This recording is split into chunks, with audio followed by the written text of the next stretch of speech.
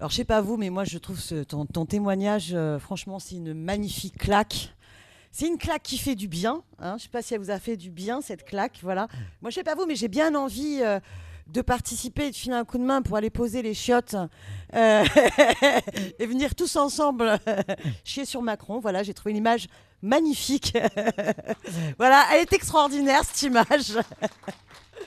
Voilà, j'ai pris 2 pages de notes et j'aurais aimé en prendre plus, tant tes témoignages sont extrêmement, extrêmement forts.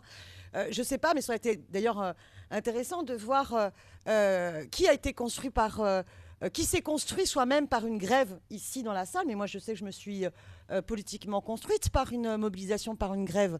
Moi, le fait à 16 ans de faire novembre-décembre 86, alors c'est en tant que lycéenne. 86, c'est en tant que lycéenne, c'est pas en tant que salarié, c'est pas pareil. Mais le côté tout d'un coup, oh, waouh, on y va, la transgression. Et finalement, on se redécouvre. Et puis, on recrée du clivage. Il y a ceux qui font la grève et puis il y a ceux qui veulent pas faire la grève. Et ça nous restera pendant toutes les années du lycée. Même après, à la fac, on saura ceux qui l'avaient fait et ceux qui l'avaient pas fait. Bon, on retrouve toutes ces choses-là. Mais le fait tout d'un coup de prendre confiance en soi-même et dans le collectif et de s'émanciper, parce que tout d'un coup on se découvre des capacités de transgression et on se découvre des capacités de leadership, je pense qu'on l'a tous vécu dans plein de grèves. Et ça, c'est toujours valable et ce sera toujours valable. Moi, j'ai vu, par exemple, pour suivre la grève de Cyclocity, donc c'est les travailleurs de Vélib, et de voir aussi comment ils évoluent eux-mêmes dans une grève. Pourquoi tu me fais une tête comme ça? Non, je crois que tu exprimais quelque chose, non? Non. Cette grève de Cyclocity, j'ai vu, on les voit évoluer au début quand ils partent très confiants, et puis à un moment donné où ils désespèrent, où ils pensent qu'ils vont pas y arriver, et puis finalement ça rebondit. Qu'est-ce qui fait que dans leur collectif humain, ils rebondissent, et puis ils y arrivent, et puis finalement ils gagnent, et on voit aussi l'évolution des camarades dans ce cas-là, en termes d'émancipation sur eux-mêmes, ce que ça crée, d'avoir réussi à arracher ce que la ville n'était pas fichue d'imposer. Donc pour que vous sachiez, c'est une grève. Cyclocity, ce sont donc ceux qui, pour JC Deco, une filiale de JC Deco, faisait la maintenance des Vélib. Et puis évidemment, la ville, comme elle n'a pas fait une régie directe, mais qu'elle fait un marché, à un moment donné, elle change le périmètre du marché. Et du jour au lendemain, vous avez une autre boîte qui reprend le marché et qui, elle, a décidé de ne pas garder les salariés. Et comme il y a eu un petit changement de périmètre du marché, eh bien, légalement, elle a le droit. Et donc, c'est terrible. Ils devaient être tous licenciés. Ils arrivent à obtenir d'être réembauchés, mais pas aux conditions d'ancienneté et de tout ce qu'ils avaient bataillé. Et c'est pas rien parce que c'est des petits salaires. Et donc, l'ancienneté et les droits qu'ils avaient réussi à arracher par la lutte, il faut absolument qu'ils les gardent. Et donc, toute cette lutte-là, elle va être intéressante. Et au final, ils ont gagné d'être réembauchés. Bon, la situation n'est pas forcément simple à plus longue échéance, mais cette grève, elle a été importante. Je vois aussi la grève des femmes de ménage, des femmes de chambre, pardon, d'Emera, une société de sous-traitance d'Holiday Inn à Clichy. Et on voit comment, à un moment donné, c'est majoritairement des femmes, mais il y a aussi des hommes, se battent contre une mutation forcée, se battent contre les cadences infernales. Et on voit comment elles évoluent et la confiance qu'elles ont. Et aussi, la lutte va être déterminante dans l'unité entre la CGT et la CNT sur cette grève-là. Et aussi le récit qu'elles sont en train le récit collectif qu'elles sont en train d'écrire. Elles sont parties à Londres, elles sont parties à Toulouse pour à chaque fois voir la hiérarchie du donneur d'ordre, pour batailler. Elles vont avoir des liens avec d'autres grèves chez Honnête. Enfin bon, on pourrait raconter tout ça pendant des heures, mais il faut qu'on fasse, nous tous militants, un travail dans le soutien à ces grèves-là, d'accompagnement et de partage du récit de ces luttes, parce que c'est extrêmement important.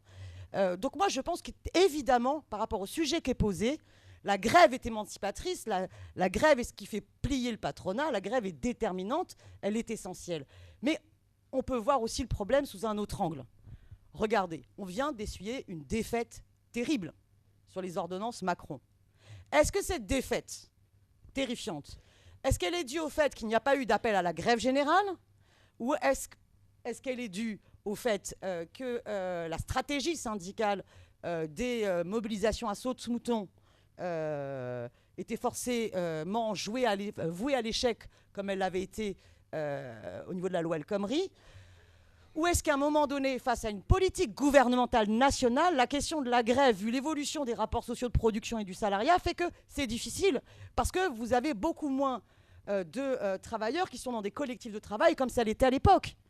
Parce que, je ne sais pas, on pourrait essayer de faire un sondage ici, mais qui c'est qui est dans une boîte, qui est salarié d'une boîte où il y a plus de 20 000 personnes, de 10 000 personnes, de 5 000 personnes? Vous pouvez lever la main. Hein. Mais on n'est plus du tout dans les mêmes rapports. On a une atomisation qui s'est totalement accélérée et les choses sont différentes. Parce que les petites grèves que je vous cite, il y avait une solidarité qui faisait qu'il y avait la caisse de grève. Et qui fait que les femmes de chambre, mais je vous inviterai, et je propose, si tu en es d'accord, qu'on fasse une quête à la fois pour le soutien au mardi de l'insoumission, une collecte justement, pas une quête, qui est, non mais tu vas voir, qui est deux collectes différentes, qui est une collecte pour la France insoumise et les mardis de l'insoumission, et parce que ça coûte cher de réserver cette salle-là, c'est pas gagné, hein, c'est pas cadeau, hein. La ville de Paris, la GK, tout ça, bon, c'est pas cadeau. Mais qu'il y ait aussi une autre collecte. J'ai honte d'avoir écorché le truc, de solidarité avec cette grève-là qui est à 2 pas de Paris, quoi. Hein. Parce que ça me semble important qu'on ait cette conscience-là et cette responsabilisation-là.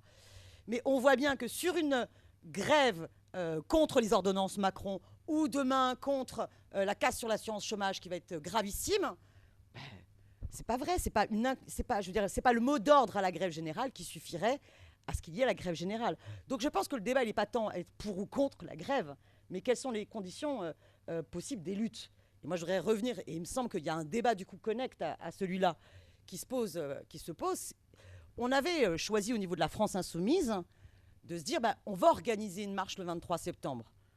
Pourquoi? Parce qu'on se disait, vu l'absence d'unité syndicale, vu la difficulté de l'atomisation du salariat, vu l'échec face à la loi El Khomri, et que par contre la gravité de la casse du Code du travail qui de fait remet en cause même un principe républicain de l'égalité des salariés devant la loi en changeant l'inversion de la hiérarchie des normes, eh bien il faut en appeler à tous les citoyens et citoyennes et du coup faire un appel à cette conscience citoyenne avec une grande date de manifestation.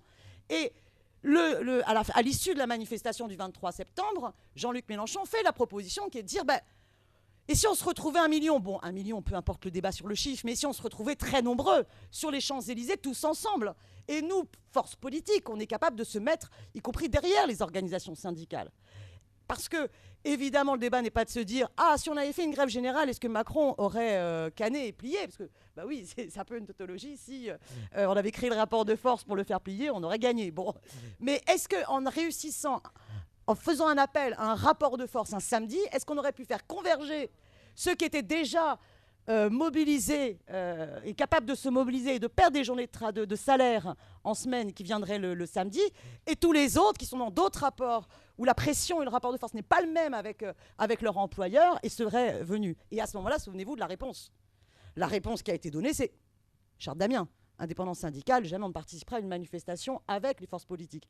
Et là, il y a un deuxième débat du coup connexe, qui est de se dire, est-ce que c'était vraiment un argument? Est-ce que dans la charte d'Amiens, il est écrit qu'à aucun moment, il doit y avoir une convergence de lutte entre les organisations politiques et syndicales? Moi, j'ai relu la charte d'Amiens parce que je ne suis pas une historienne. Nulle part, on ne le voit. Il y a une indépendance de l'organisation syndicale, une indépendance par rapport aux partis politiques, mais il n'est jamais marqué, et dans les statuts de la CGT, il n'a jamais été marqué que jamais au grand jamais, il y aurait ces convergences.